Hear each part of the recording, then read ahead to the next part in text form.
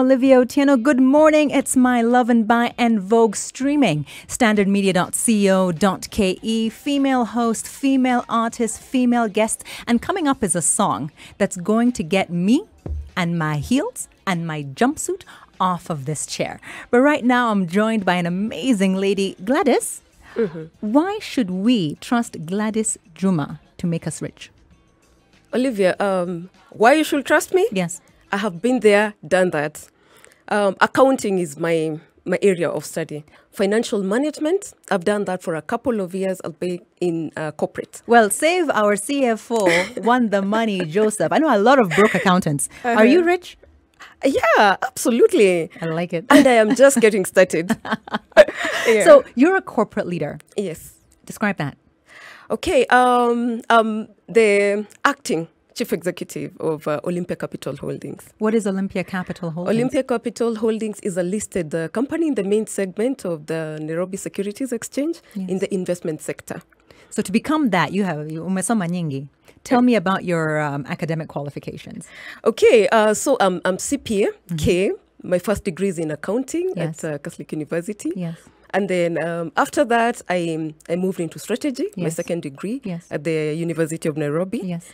And then I've done other smaller courses. Yes. I mean, that came with my growth in leadership. Yes, of course. You know, HR, corporate governance. Yes. And I've honed my teaching skills. So you were dead set on joining the financial sector from high school. You knew you were going to get into finance. That was what you were going to do. Not quite. Not quite. Younger Gladys wanted to be a doctor. You know, back then, Olivia, in my ears, anybody who did an art was like a second-class citizen. Yes. Everybody wanted to get into university and, be a medical doctor, an architect, a lawyer, you know, these big names, right? So, well, it followed accounting was the people who maybe got B. Yes. Or C, and it followed. They didn't make the cut because then we didn't have all these universities. Options. Yeah. There were fewer options. Fewer, and the available ones, not all had the medical school. Yes. Yeah. So, well, my dad just came up with this idea one day. You know, I mean, why not try accounting? Yes. Yeah, and back then, Strathmore could take in new students using the mock results. And that's what happened. I didn't have to wait for my results that at the time were released around February. Yes. Yeah, so with my mock results, I was able to go to Strathmore. And that's why I found myself in a CPA class. Fantastic. Yeah, and then led to your wealth. So you're a corporate leader. You're an acting CEO. Trainer? Yes, I'm a trainer. Strategic management leadership or leader. So this is a formal training that you offer as a course?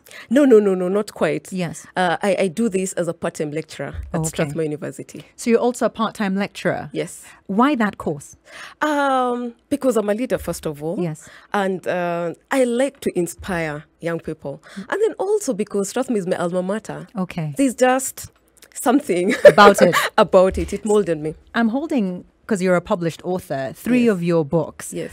Managing Your Finances God's Way. Yes.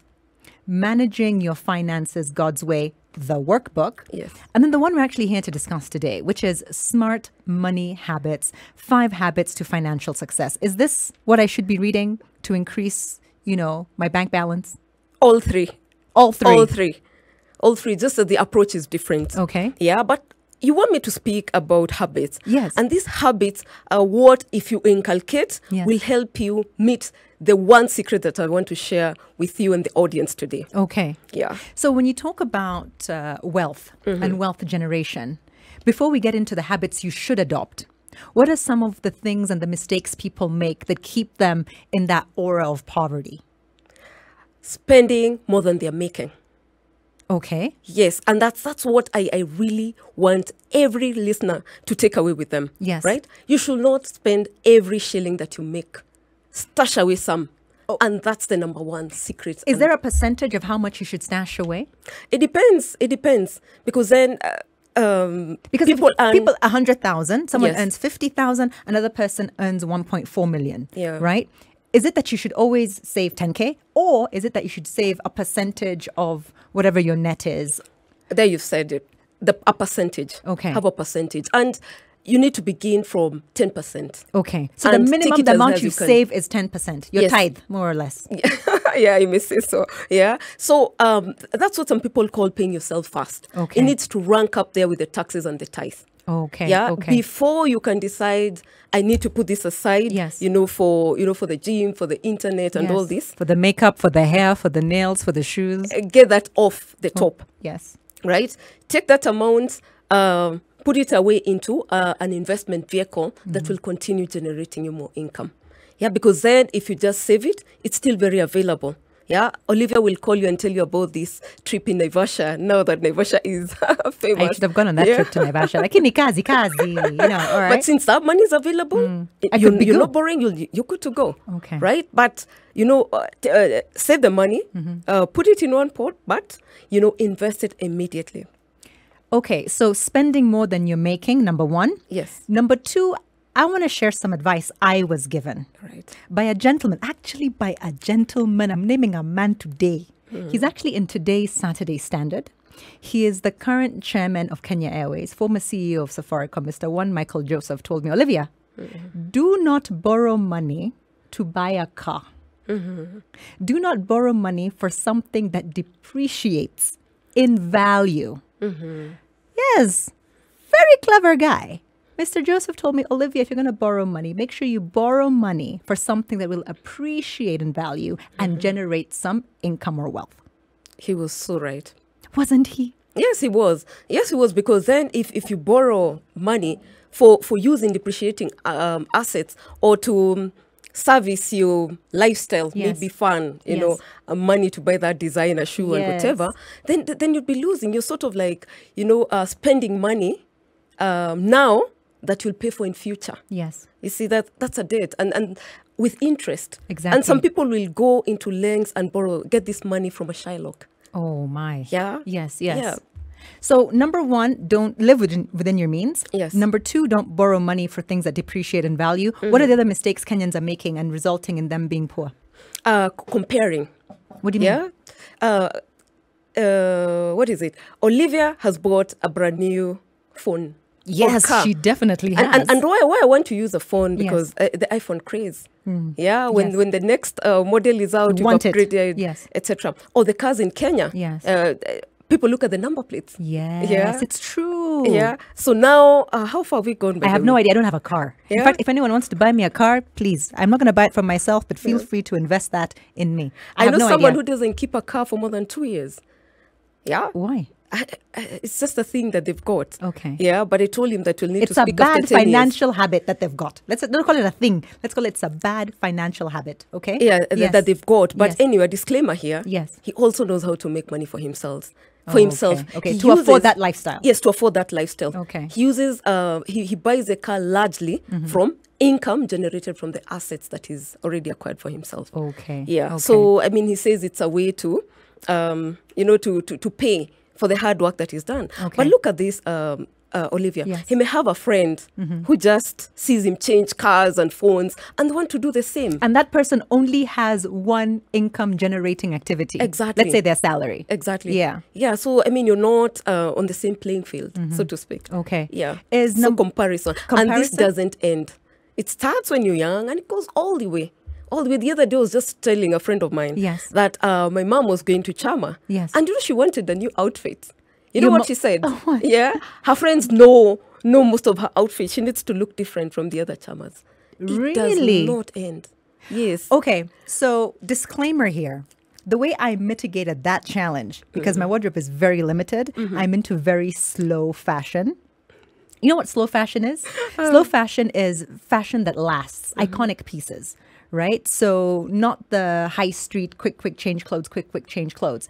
And you invest in what your wardrobe is. So I mitigated that by having a designer dress me every week. So I don't own this outfit, but thank you, Kate, for letting me keep this outfit. You just added to my very limited wardrobe. So you're right. These are habits that people form from a very, very young age. Yes. And sometimes our parents play a big role in that. True.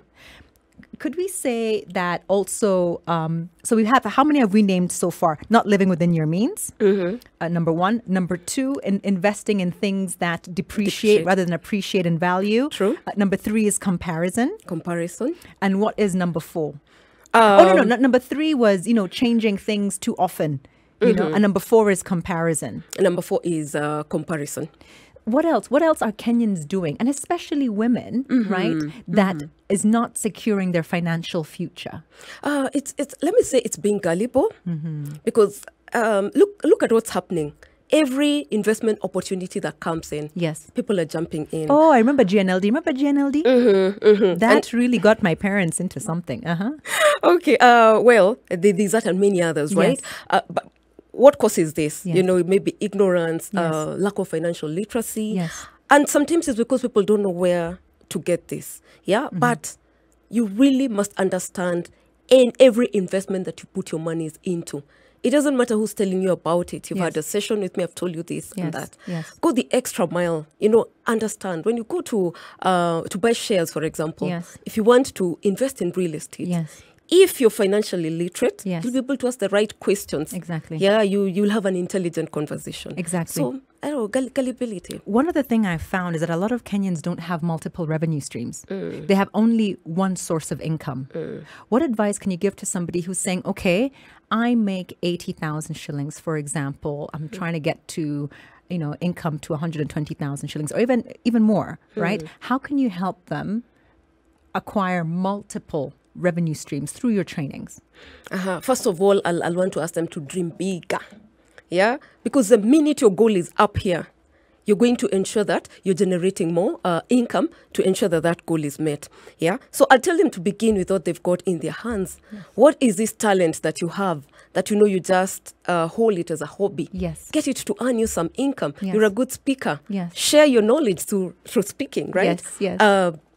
Your area of expertise. Yeah, I'm CPA and accountant, right? Yes. But I help people with money management. Wonderful. Yeah, Wonderful. You see, so that goes beyond, you know, my application of this knowledge into my corporate. I know a lady who is a brand manager in a very big organization, but she also creates some very delicious spices. Exactly. So there are all of these things that you could do. You admire a certain profession or skill. Yes. Go to school and learn about it. And so many things are available online these days. There's no excuse. So many. You're listening to Double O Direct. I'm Olivia Otieno, and coming up is some SWV and some Destiny's Child. But right now, I'm with the wealthy Gladys Juma, published author, productivity and financial coach. Am I wrong? No, you're not. You got it right. You said what you teach, you actually apply in places like Olympia. Yes. No. Olympia is my full-time job. Yes, you're 9 to 5. Here yes. And here I help to build wealth for the people who've entrusted us, you know, as shareholders, you know, giving them a return. Yes. And just to tell the audience to watch this space without saying much more. So in addition to being a CEO and a trainer at Strathmore, when do you have time to publish books and to coach people on finance? Okay, the books, I took a break, yes. a 1.5 year break, yes. And that's when I turned out all the 3 books, really. Yeah, so I had a manuscript that's almost complete. Yes. Managing Your Finances God's Way is my first book. Yes. So I got to not only complete that, but also publish Smart Money Habits, and also Managing Your Finances God's Way workbook. So what are these 5 smart money habits? Because people want to get rich. Kenyans, tumesota sana. Is that correct? Right? It is correct. How do we get rich? What are the 5 habits? The 5 habits are note. Yeah. Keep putting down your goals, right? Yes. Don't have your goals in your head. Put them down on paper. Yes. Yeah. Yes. Yeah. Because then, and you need to keep them in a place that they are visible. Yes. Yeah. So don't hide them somewhere. Don't put them in a folder. Put them somewhere that is an affirmation every day. Oh, yeah. And for people who don't like to write, I say, look, you have no excuse. Draw. If it's a house, draw it, you know. Record yourself and listen to yourself perhaps every morning. So that's one thing. Yes. Steal or noting, track down your spending. I am terrible with that. I always say every month I'm like, okay, this month I'm budgeting. This month I'm going to track down. Then the receipts just come. Emma Miloyo, thank you for listening. Thank you for... She, even at the salon, she takes out her receipts from her handbag. She has a calculator. She's noting down things. I was very impressed and I was inspired. So number 2, you said take note of your... spending. Yes. Track. And Olivia, it's the little monies that make the difference. You see the way you say, I'm a budgeter. Yes. I follow my budget to the T. Yes. You know what gets you off budget? What? Those small amounts. You know, the oranges that you bought on traffic. You know, those people who oranges. sell. Let me tell you, it is muffins, it is coffee, it is croissant, it is cake. It is all the things that I do not need, but somehow end up buying anyway. Yeah, the tips you give the waiter for good service. Tips. Yeah, they give really good service, by the way. Yeah. Okay, so all right. Those small amounts, your M-Pesa charges. I don't know how many people look at their M-Pesa statements. Can we go back to one Mr. Michael Joseph and talk about those M-Pesa charges? Because he gave good advice, but he's also depleting my balance. Continue. Yeah. So track your spending. Yes. Yeah, because those are the ones that create that deficit you worry so much about. And then the other thing, do you know what you own? These are your assets. Yeah, that plot you said you bought in Kitengela. You heard me say I bought a plot in Kitengela because I bought a plot in Kitengela. Or you were just assuming because I really did. Yeah. But do you have the title deed? Yes. Have you, visited the plot to ensure that it exists and all that? Oh, that it exists? Yes. Yeah. But I need to go back. So the people with assets that they don't know about. Yeah, and assets are, those things that generate you income. Okay. That have value. You can sell and really generate something out of it. So my very big TV is not an asset? No, it just makes life better. But, you can sell it, but that should rank under personal, not investment assets. Okay. Yeah, it's very good to have that division. Okay. Yeah. And then your liabilities. Do you know what you owe and to whom? And Olivia, I'm talking about the smallest debt to the largest debt. Your mortgage to what you owe Mama Fua or Mama Mboga. It's true. It's true. I think so. But that's a very good point. So track your spending. No, first write down your goals. Write down your goals. Draw your goals. All of them. Because vocalize them. Vocalize, draw them. Yes. Yeah, because I get those people who say, Gladys, you all don't like writing like you. Draw that house that you want to own. Draw that car if you want. Or have the vision board. Get pictures and stick them on this, fancy board. Number one. Number two, track your spending. Yeah, track your spending. Okay. Yeah, so that then you get to make your budget more realistic. Yes. Because a lot of budgets are, guesswork or wishful thinking. It is. You've put in 20K for entertainment per month, but then when you track... 20K it goes is a night. over. 20K with this outfit, let me tell you. Tonight is going to be surpassing 20K like this, let me tell you. Yeah. And I said the three are the key ones. Yes. Yeah. Well, because then knowing your assets and liabilities are what would help you know or your establish your net worth, really. Okay. And net worth is your worth, really. Because your assets, what you own, yes, less what you owe, your liabilities. Exactly. Gives you your worth. Like right now, if somebody asked you, how wealthy are you? Yes. That's a value you're supposed to give them. The net figure. The net figure. So are those all the 5 habits? Have we covered all 5 or we've tackled only one? One. That's the first one. Number 2? Noting. Number 2. Yes. Inspecting. Okay. Inspecting the goals. Okay. On a consistent basis. All right. How far are you going with your goals? Why? Because you will put down those goals in January. Yes. The next time you're looking at them is on December 31st. Okay. Yeah. Okay. And then you complain to everybody that you never put down resolutions. Okay. So it's important to regularly inspect, like end term. Yes. Check how well you're doing. Okay. Like next week, Wednesday marks the end of the first half. If you had said you want to save $1 million into your money market fund by 31st of December of this year, you should be smack at the middle or thereabout, $500,000 already saved. All right. Yeah. All right. So keep apportioning because it needs to be a habit. Okay. Right. Okay. How far have you gone with growing your net worth? Net worth, like I said, what you own minus what you owe. Yes. That is supposed to grow on a consistent basis. Yes. Yeah. So you need to compete against yourself, not Olivia versus Gladys. Here is where I was last year. Here's where I'm supposed to be next year. Tracking your expenditure, Yes. your budget. Yes. Are you sticking to budget? Okay. Yes. I'm Olivia Otieno. You're listening to Double O Direct, female host, female artist, and an amazing, wealthy lady called Gladys Juma. She's an author. She's a corporate head. She is somebody who will help you get financial success. We've tackled 2 of the 5 habits to financial success already. We've taken note and we've inspected. What are the other 5? The other three. Sorry. Correcting, yes, engaging, and repeating. Correcting, engaging, and repeating. Okay, what does that mean? Okay, so correcting. Now that you've inspected how well you're doing with your goals, how well you're doing with, clearing your debts and, yes, growing your assets, etc. What action are you taking? I mean, in terms of bringing yourself back on course. Okay. Yeah. You've checked your goals and seen you falling behind. Yes. So what actions are you taking? I don't need that really expensive gym membership. I can actually do some home workouts, yes, and get a trainer once a week instead of having a trainer 5 days a week. Yes. What do I need to cut back on, yes, so that then my the money I take home or get to keep and invest is higher? What other income streams do I need? By the way, cutting back on Pombe really helped my bank balance. Next. Yeah. So that's about correcting in a nutshell. Then engaging is all about being involved in everything or everywhere you put your money into. Okay. Right? Don't be a satellite farmer. Yes. If you say you've invested in shares, yes, how much do you know about shares? And that company that you invested in? Yes. And why, in the first place, did you invest in these shares? Nani was investing. Who? Nani. Nani. Oh, Nani was investing. Nani. So like you just jump in, right? And all your investment should be based on your goals. Remember what you noted? Exactly. It's supposed to guide you on where to put in your monies, and that's what will give you the extra drive, yes, to keep on keeping on, right? So get involved. Make sure you're not duped into a lot of all these things that you're seeing. Exactly. Because then you can ask the right questions.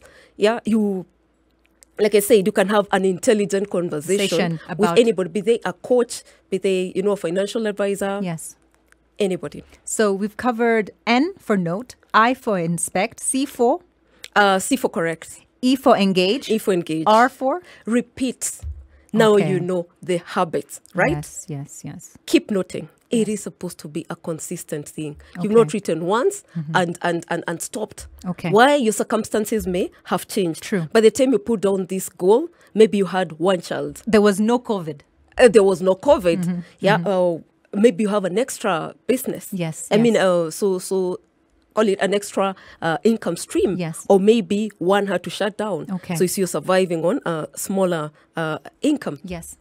Keep inspecting. Yes. It's supposed to be a consistent thing. Okay. Like I'm saying, you need to watch where you need to, up your game. And put where your money. And put in monies. Okay. And when you inspect, look, even in shares, for example, you'll know when to leave a certain counter or a certain share and get into another one. You'll be able to know what's happening in a particular industry. Yes. And take advantage of it or divest from it.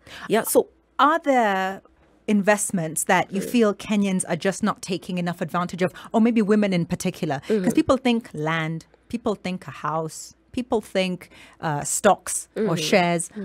What else is there that you feel, actually this is an option depending on X, Y, and Z, but Kenyans maybe should be looking more into X or Y?